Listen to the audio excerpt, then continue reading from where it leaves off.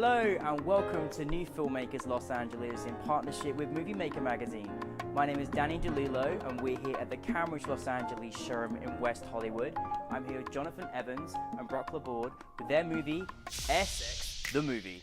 Let's take a look at a clip. We have been touring the country for the past year, looking, searching, digging for the best people. Ladies and gentlemen, feast your eyes on the greatest sporting event of all time. I practiced it my whole life, so it's almost like something that I'm very close to, although I know nothing about it. The Air Sex World Championships. What you're about to see is me, Chris True, and I'm the host of the Air Sex Championships. It's a show where brave contestants sign up, then get on stage and make love to nothing at all. Awesome to have you here in the studio today, and congratulations on your film. Tell us a brief synopsis of Essex, the movie. Essex, the movie is a documentary following a comedian named Chris True. He goes around the country touring and hosting a show called Air Sex. Air Sex is essentially exactly what it sounds like. It's having sex with the air. You imagine you get on stage, you pick a song, much like karaoke, you get on stage and you do a routine, you paint a picture, you seduce someone, and you have sex with them, and then you get judged afterwards. And so, yeah, they go around the country for about a year. They crown a champion at the end of the tour, and we filmed for about a year with them, and that's the movie. Oh, I mean, it's probably the most intriguing title that we've had at New Filmmakers Los Angeles in the feature section. How did you come about the idea of it, or how did you find out about it? Well, we've been working with a company called the Alamo Drafthouse, and they're the ones who kind of had the initial idea for Air Sex being a thing, because they've been hosting air guitar championships, in their theaters for a few years. And so they came to Chris and said, you want to host, you want to turn this into the next air guitar? And so the rest was just Chris's ideas and, turning it into a competition. And then we just, after doing the show for a couple of years, we were like, we should just film. Every show is always different and strange, and people still have, even when they see the show, they have a hard time describing what it is. Yeah. So let's try to document it and Yeah. put it out there. I was just caught in and just like the trailer. When I watched the film and saw all the different characters and people, I thought, oh my goodness, this is so funny. And I think what's so, you have to watch this film, you really do. What's fascinating is people's inhibitions almost get released through making Air Sex. Did you have when you were traveling around, was there particular characters you wanted to follow? How was that kind of process for you? No, we had no clue who was going to end up in the last scene of the movie. We had no clue who was going to win up until he called the name. People emerged over the tour, so we knew there were people like a returning champion in New York. We knew there was a reigning champion in Chicago. We knew we had some cities we were excited to hit for the first time, but we had no clue who was going to be featured in the film. And as we shot the film and when we got done with the tour, Chris goes through a process of inviting people to the finals, and we just went with the people we had the strongest reaction to, and that's how we ended up with the finalists in the film. But yeah. And Chris True, the host, is a wonderful character at the actual New Filmmakers screen last night. He actually performed some Air Sex and actually gave me a shot at it as well. And I must admit, I mean, Mum's not watching, but pretty liberating feeling. Yeah. I have to say, it was something I never tried before.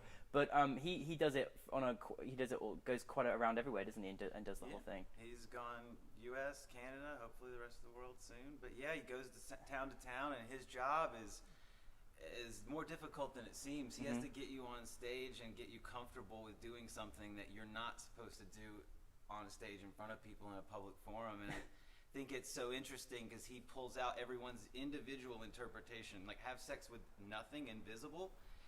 Everyone's going to have a unique interpretation of that, and I think he does a great job of making people comfortable and getting them on stage, which is it's hard. Well, what do you think it is about this Air Sex phenomenon that's taken off that people are so intrigued about doing it? I mean, where do you think that comes from? People are tired of being told no. You Yeah. know?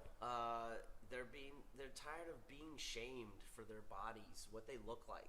I mean, this is just what you were born in. Yeah. Like, sure, you can sculpt it, you can work out, and you can change it some, but like you've got a certain bone structure. I guess you can change that too. We are in Hollywood. But for the most part, you should be proud of what you got and what you do with it, and you should be able to laugh about it. Yeah. You don't have to just hide it all the time. So I guess that's one of the reasons. Yeah. I don't know. Yeah. I think it highlights creativity, which is also very sexy. Yeah. Like in a photograph, you just have a body, and that's all you have. And maybe you're defined purely on how you look. But when you get on stage, you could have someone who's 300 pounds, and they rip their shirt off, and the audience just goes crazy for it. Yeah. And there's no other context I've seen where that really happens. And I think that's what's special about it, because he's conveying a story to the audience, and they're responding to that story. So that's really fun. I mean, Yeah. there's nothing really like it that rewards you for your creativity and also makes you feel. I think that's kinda a sexy. wonderful morale, you know, to the whole documentary. So how did you guys come together? Jeez. I thought about that the other day. How did I meet you? I mean, he took classes at the New Movement, the comedy theater that I co-own with Chris True. And so Jonathan was one of our New Orleans students, and then eventually became a teacher, and we just started kind of collaborating on smaller video projects. For the first couple of years, I knew Brock. He lived here in LA, and Chris was running the theater in New Orleans, which is where I'm from.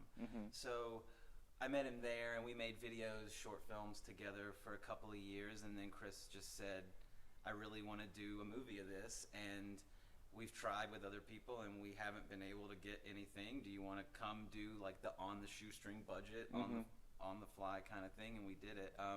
And then Brock eventually moved to New Orleans about a year ago, so we've been collaborating more personally since then. But Chris and Brock go back a decade or more. Yeah. Well, you guys work really, really well together. Made it look, you know, very, very easy. What was kind of your biggest challenge making this film? The challenge, it's much like karaoke. So the challenge was for me was the music. Because see, like when you go on stage, you might pick. The song of the year a year ago was the "Let It Go" from Frozen, or Yeah. which is hilarious to see someone having sex to some song from a Disney movie. But a part of it is like karaoke. It's the song. So It's the when song. you get on stage and you do, you know, some super famous song, AC/DC or Katy Perry or something, the audience has an immediate gut reaction to that, and the budget of the movie alone, if we would have spent the money on music, would have been millions of dollars. Yeah. I mean, Pony is probably done at every single show. Pony is the ultimate sex song, I think, and so we had to create music to dub in over, and half the reaction for someone might have come off of the song they chose. Wow. So we had to dub in like sound-alike music, which as we did the film evolved into its own like sort of original soundtrack that our guy Mikey Felton did. He's in the movie and he's also the composer. So that challenge alone, the fact that most people don't notice that is probably pretty good, because I mean that was just hard. I can imagine it's a really difficult job. Yeah.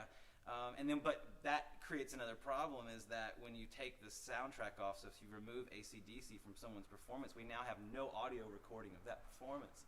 So we then had to go in and take laughter and things from other parts of the tour when Chris would just be on mic, and it was just like this entire creative process. Yeah, we had to recreate everything in order to avoid not being able to play Pony. You know?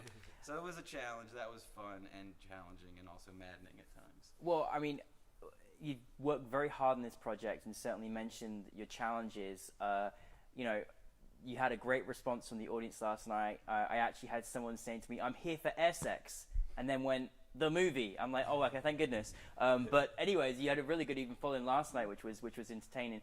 What's it like after all the hard work that you've done to have your film officially selected for NewFilmmakers Los Angeles? I felt great about it. Okay. I'm in Los Angeles.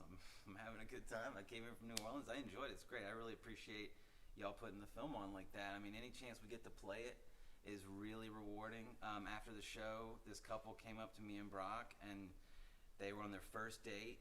They were just talking about how she came from like a very conservative background, and she just loved seeing sex portrayed in this positive way. And they were just they had a good time over it, and so hopefully they had some sex later, and that was good for them. But That's so hopefully funny. it also started their conversation at Yeah. a fun place. Like, we can have fun with this. So it's rewarding whenever, like, even if one person comes up and is like, I really liked that. That's I think great. that's super rewarding for me. No, absolutely. Absolutely. Congratulations on your film. We're so looking forward to seeing more of your films.